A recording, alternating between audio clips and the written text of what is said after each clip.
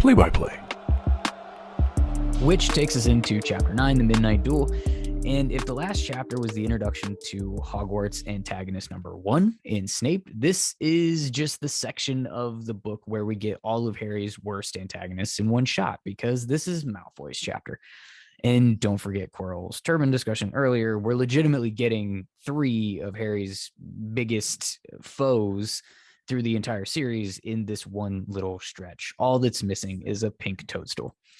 Don't even. Yeah, we're far away from needing to beat our head against that brick wall. But the good news is it happens during flying lessons. We get some intros about certain characters' experience and excitement levels about flying. Neville gets his Remember All, which ends up being the most important package that Harry gets in this stretch, and it's not even for him. Malfoy had to be a bully about it, of course, and Prof. McGee does nothing about it because bullying isn't as serious as being out of bed at night. And we head out to fly some brooms. Harry's a natural. His broom reacts to him immediately. Neville is not a natural. He accidentally drops himself from about 20 feet in the air. We know how it goes. Hooch takes him to the hospital wing. Malfoy talks some shit. There's some fake tough kid nonsense. And then Malfoy finds them Remember All on the ground. Harry and Malfoy exchange some pleasantries, and Malfoy flies up to try to show off, and Harry reacts instinctively and goes up after him. This is when 2 things happen. 1, Harry feels exhilarated.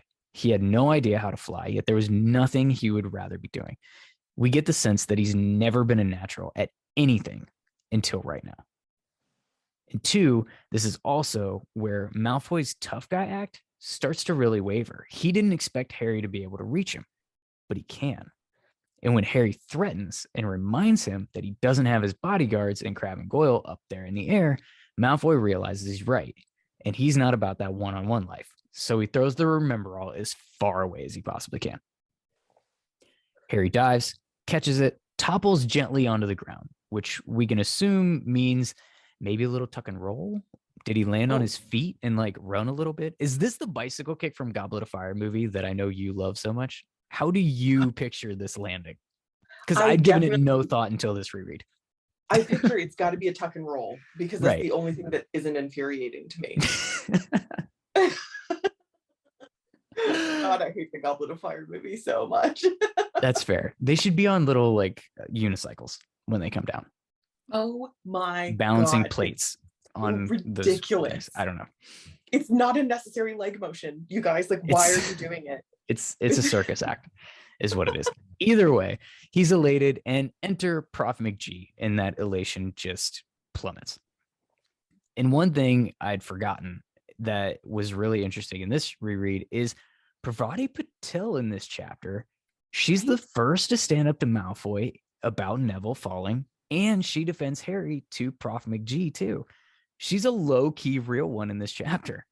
Yes, I had forgotten that too. Completely escaped my mind. I feel like she gets a raw deal. You know, like, we don't get to know her enough. And she's a legend here. Yeah, once you insert Lavender, she becomes a little different. But in her one-offs where Lavender's not around, she's actually got some really cool moments in her like 3 paragraphs of page time. Right? Yes. Of course, Harry thinks he's being expelled as McGee calls him into the castle, but instead she grabs Oliver Wood, sneaks the 2 into an empty classroom to have a secret little Quidditch meeting, and we see a whole new side of Prof. McGee, the sports fan, McGallion, sports wagerer. If you listen to Binge Mode, I know that you did. Yes.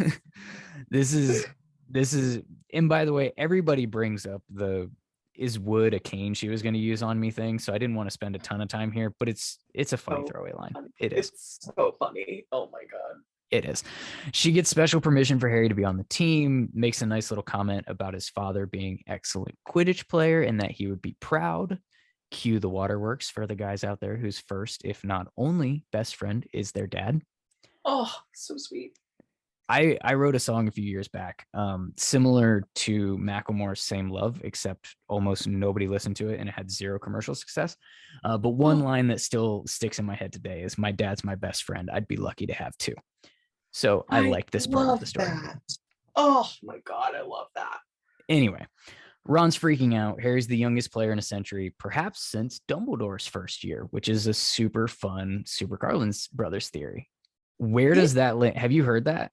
No. So I'm curious where this lands in your head canon. The theory that they have is that Dumbledore went to Hogwarts and started at Hogwarts a century before Harry did.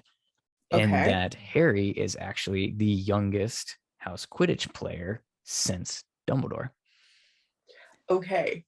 I like this theory, but it makes Dumbledore a real asshole for making the rule that first But years did he make it?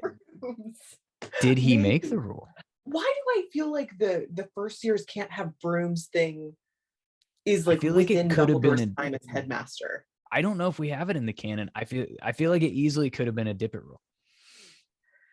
Okay, so that's fair. It may not have been Dumbledore's, because can you imagine if he's he becomes headmaster? Nobody's breaking my record. No. Nobody else has.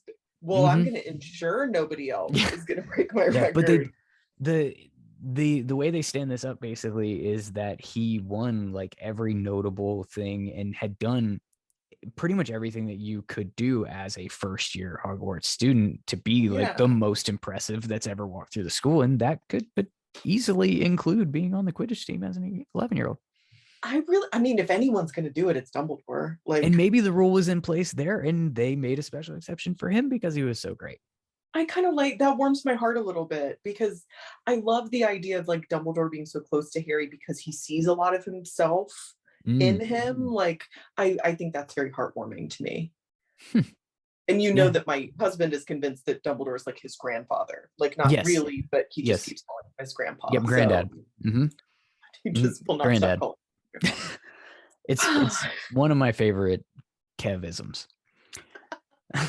Then, of course, Malfoy shows up with his goons and challenges Harry to a duel at midnight. Hermione gives him crap about it. Ron and Harry strategize like idiot 11-year-old boys are going to do for a while. And my personal favorite is when Harry asks, what if his wand doesn't do anything? Ron says, just throw it away and punch him in the face. Although one thing that I had forgotten about too in the way that Malfoy poses the duel, he said, wizard's duel, no contact. Basically, you can't punch me in the face because I'm a wimpy little anyway. And he's got a really punchable face. And Kev said this forever on your show.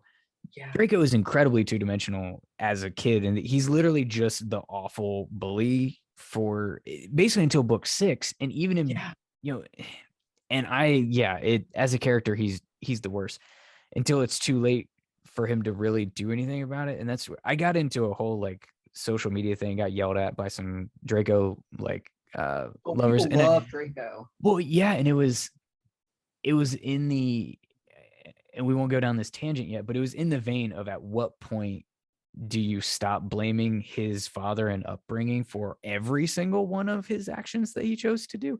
At this point, jury's out. But anyways, they set off for the fight in the bathroom. I mean, duel in the trophy room.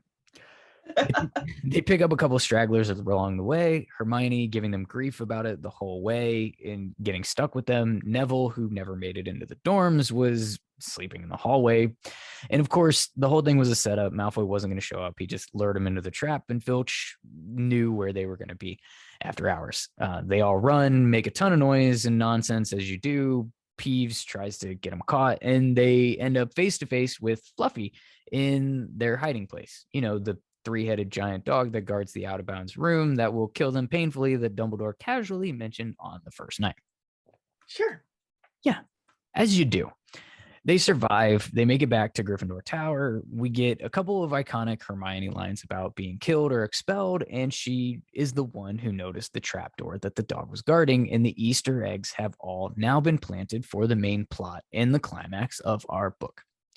Did we miss anything? Not that I can think of, and I've got my book right here, and I've been looking through, and I think you covered it all. Okay. Great. The Belated Binge Podcast.